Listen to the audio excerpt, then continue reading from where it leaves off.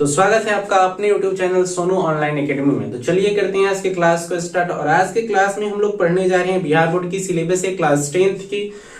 आज की क्लास में हम लोग पढ़ेंगे साइंस में भी पढ़ेंगे फिजिक्स में चैप्टर स्टार्ट करते हैं फर्स्ट, जिसमें हमें पढ़ना है प्रकाश का परावर्तन और अपवर्तन। चलिए बिना देरी किए हुए करते हैं क्लास को स्टार्ट। ठीक, तो प्रकाश पढ़ना है तो पहले हम लोग देखेंगे कि प्रकाश होता क्या है, प्रकाश है क्या। ठीक, तो प्रकाश को हम लोग इंग्लिश में लाइट कहते हैं। प्रकाश ऊर्जा का वह रूप है, प्रकाश क्या है, एक प्रकार की ऊर्जा है। प्रकाश क्या है, एक प्रकार की ऊर्जा है जिसकी सहायता से हमें वस्तुएं दिखाई पड़ती हैं। ठीक, बिना प्रकाश हम किसी भी चीजों को देख नहीं सकते हैं। तो प्रकाश एक प्रकार की ऊर्जा है जिसकी सहायता से हम किसी भी वस्तुओं को देख पाते हैं या किसी भी चीज को हम देख पाते हैं। ठीक, और आगे देखते हैं वायु में प्रकाश की चाल। वायु में प्रकाश की चाल 3 × 10⁸ क्या होता है, 3 × 10⁸ मीटर पर सेकेंड होता है।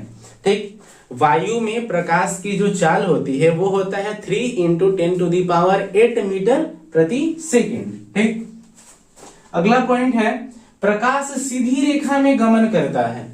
प्रकाश किस रेखा में गमन करता है, तो सीधी रेखा में। सीधी रेखा कहने का मतलब कि प्रकाश सरल रेखा में गमन करता है। प्रकाश इधर उधर ट्रेवल नहीं करता है, वो डायरेक्ट एक पाथ बनाता है और उसी पे वो निरंतर चलता रहता है। ठीक, तो अगर इस टॉपिक से क्वेश्चंस आते हैं, आप लोगों के पिछले वर्षों में बहुत सारे ऐसे पेपर्स हैं जिसमें ये क्वेश्चन पूछा गया है कि प्रकाश किस रेखा में गमन करता है, तो आपको डायरेक्ट आंसर देना है कि प्रकाश सीधी रेखा में गमन करता है।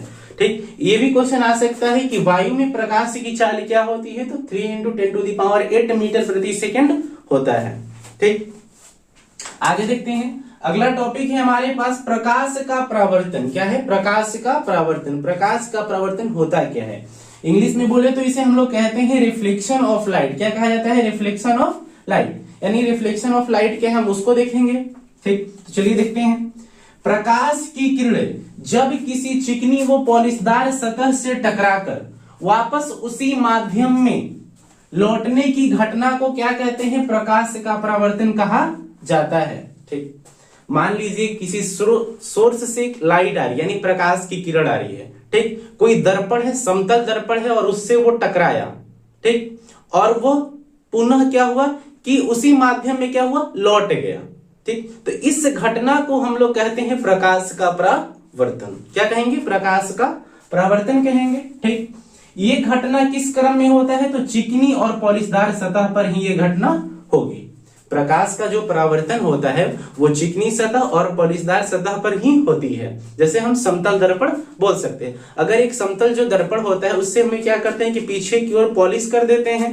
ठीक, तो आपसे अगर पूछा जाए कि प्रकाश का परावर्तन किस प्रकार की वस्तु पे होता है, तो आप डायरेक्ट बोल सकते हैं कि प्रकाश का जो परावर्तन है वो पॉलिशदार सतह यानी चिकनी सतह पर होता है। ठीक, आगे देखते हैं परावर्तन के नियम। क्या है, परावर्तन के नियम। परावर्तन का नियम क्या होता है, किस किस फैक्टर पे प्रकाश का परावर्तन डिपेंड करता है उसको हम देखेंगे। ठीक, तो इसमें है प्रकाश के परावर्तन 2 नियम होते हैं। प्रकाश के परावर्तन के कितने नियम होते हैं, 2 नियम होते हैं। प्रकाश के परावर्तन का कितना नियम होता है, 2। ठीक, तो हम एक एक करके दोनों नियमों को देखेंगे। देखिए फर्स्ट में है आपतन कोण हमेशा परावर्तन कोण के बराबर होता है। आपतन कोण परावर्तन कोण के बराबर होता है। और बात आती है कि ये आपतन कोण और परावर्तन कोण होता क्या है, तो देखिए ये एक डायग्राम दिया गया है। ठीक, एक डायग्राम है प्रकाश का परावर्तन का। तो देखिए ये चिकनी सतह है यानी दर्पण बोल सकते हैं। ये एक किरण आ रही है जिसे हम लोग आपतित किरण कहते हैं। किसी सोर्स से ये किरण आई है, इस सतह से टकराने के बाद ये लौट जा रही है। तो इस जो किरण लौटती है इसे हम लोग कहते हैं परावर्तित किरण। क्या बोलते हैं इसे, परावर्तित किरण। बीच में एक अभिलंब का निर्माण होता है जिसे हम लोग एन से सूचित करते हैं और इंग्लिश में उसे नॉर्मल कहा जाता है। ठीक, तो अभिलंब और आपतित किरण के बीच जिस कोण का निर्माण होता है उसे हम लोग कहते हैं आपतन कोण। क्या कहते हैं, आपतन कोण कहते हैं। ठीक, ये आपतन कोण हमेशा परावर्तन कोण की क्या होता है, बराबर होता है। ठीक, तो अभिलंब और परावर्तित किरण के बीच जिस कोण का निर्माण होता है उसे कहते हैं परावर्तन कोण। क्या कहते हैं? परावर्तन कोण कहा जाता है, परावर्तन कोण। ठीक, ये क्लियर हो गया। ठीक, तो आपतन कोण को हम लोग एंगल आई से सूचित करते हैं और परावर्तन कोण को हम लोग एंगल आर से सूचित करते हैं। जैसा कि हमने ऊपर पढ़ा कि आपतन कोण हमेशा परावर्तन कोण की क्या होता है? बराबर होता है। ठीक, तो यहीं पे हम डिटरमाइन कर सकते हैं कि angle I is equals to angle R. इसे हम लोग कहते हैं आपतन कोण और इसे कहते हैं परावर्तन कोण। ठीक, आगे देखते हैं कि आपतित किरण, परावर्तित किरण तथा आपतन बिंदु पर डाला गया लंब। आपतित किरण, परावर्तित किरण तथा आपतन बिंदु पर डाला गया लंब तीनों एक ही पृष्ठ पर स्थित होते हैं। चलिए उस चीज को भी समझते हैं डायग्राम के माध्यम से। देखिए, ये आपतित किरण है, ये परावर्तित किरण है और ये क्या है? आपतन बिंदु बोलते हैं। क्या बोलते हैं? आपतन बिंदु।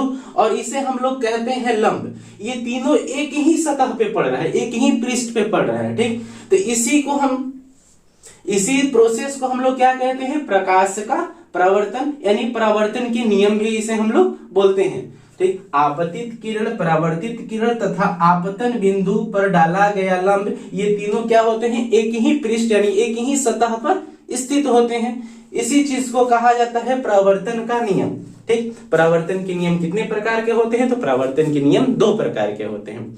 आपतन कोण हमेशा परावर्तन कोण के क्या होता है? बराबर होता है, यानी एंगल आई हमेशा एंगल आर के बराबर होता है। ये फर्स्ट हो गया नियम। सेकंड नियम में होता है कि आपतित किरण, परावर्तित किरण, ठीक, आपतन बिंदु पर डाला गया लंब तीनों एक ही पृष्ठ यानी एक ही सतह पर स्थित होते हैं। इसी प्रोसेस को हम लोग कहते हैं परावर्तन का नियम। ठीक, तो आज की क्लास में इतना ही। आज की क्लास को हम लोग समाप्त करते हैं। अगर वीडियो अच्छी लगी हो तो वीडियो को लाइक करें, चैनल को सब्सक्राइब करें और अपने दोस्तों के पास शेयर करें। ठीक, और इस चैप्टर से हम लोग रेगुलर वीडियो लाएंगे। ठीक, तो आज की क्लास में इतना ही करते हैं। अगले क्लास में हम लोग कुछ और पढ़ेंगे इसी चैप्टर से रिलेटेड।